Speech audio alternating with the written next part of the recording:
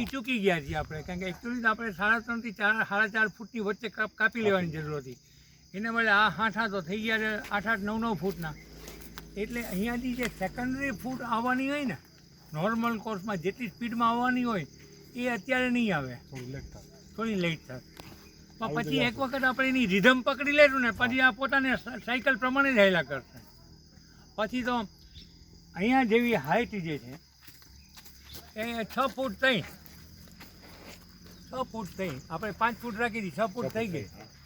જેવા પાંદડા તોડી લીધા એટલે એને ભરી પડ્યા 5 ફૂટ ઉપર લઈ લો. સમજાય છે? અત્યારે લેટરલ બ્રાન્ચ આપણી પાસે કોઈ નથી. એ ક્યારે થશે?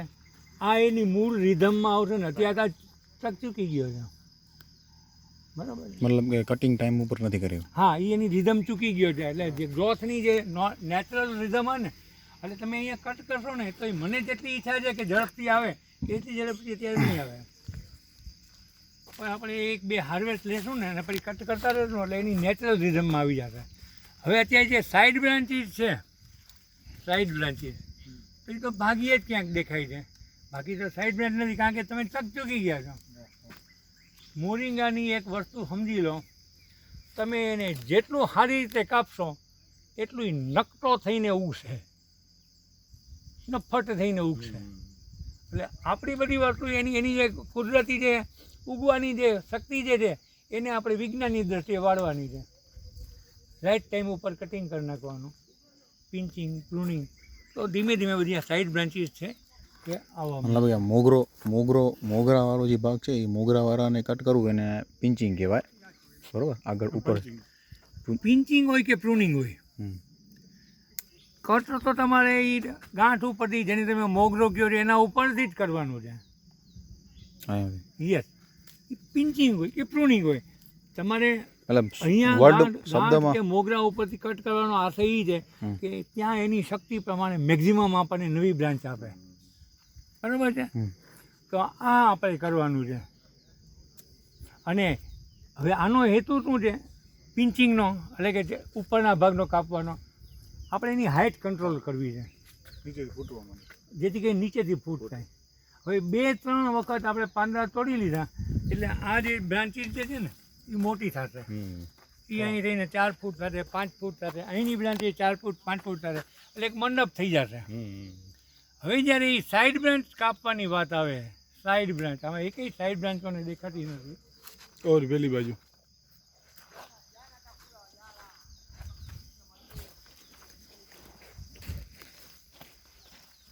This is side branch. હવે અહીંયા જે આપણે કટ મૂકીએ ને, અહીંયા જે આપણે કટ મૂકીએ એને આપણે પ્રુનિંગ કહીએ છીએ, છટણી કહીએ છીએ, બરાબર છે? તો હવે જો આ જે છે સાઈડ બ્રાન્ચ, આ છે લગભગ નિયરલી એમ માનો ને કે 3.25 ફૂટ જેવી છે, બરાબર છે? તો તમે શું કરો,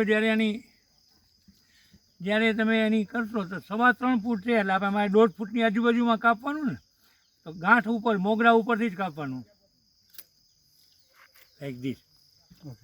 એટલે મૂળની જે લંબાઈ છે એને અડધે કટ કરી નાખવાનું.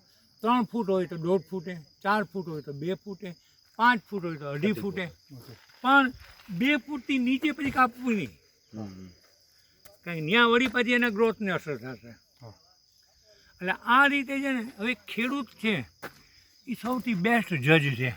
આટલી વસ્તુ શીખ્યા પછી ક્યારે કાપવું, ક્યાંથી કાપવું અને શું કામ કાપવું એ નક્કી કરનારો કોણ? વાડીનો માલિક. આપણે બધા માલિકો છીએ સુપરવાઇઝર તરીકે. એટલે આપણે એ જોવાનું છે કે રિધમ કેમ જળવાય. આપણો આશય તો ક્યાં છે? કેનોપી બનાવી, મંડપ બનાવો, જાડીઓ, વધુ પાંદડા. પણ એ ક્યારેક આ સર્ગો આપણું કયું માનશે? જો આપણે એની સાયકલ સમજીને કટિંગ કરશું ને તો. બટ આટલું કરશું પછી હવે કંઈ બહુ મોટી વાત છે જ નહીં, બરાબર છે? નાવ Kinagu. See, when we cut, see, the pruning, pinching means, to control the height. But to cut the side branches,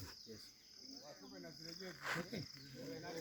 So the common norms is that we have to put a cut at a midway of the total height. suppose this is the, I don't say about 4 feet, 4 point something, okay. At the middle point you cut it at exactly just above the knot, okay. And don't cut below 2 feet. Our idea is that by cutting at top level, we wish to control the height. By cutting the side branches, we want to develop a canopy.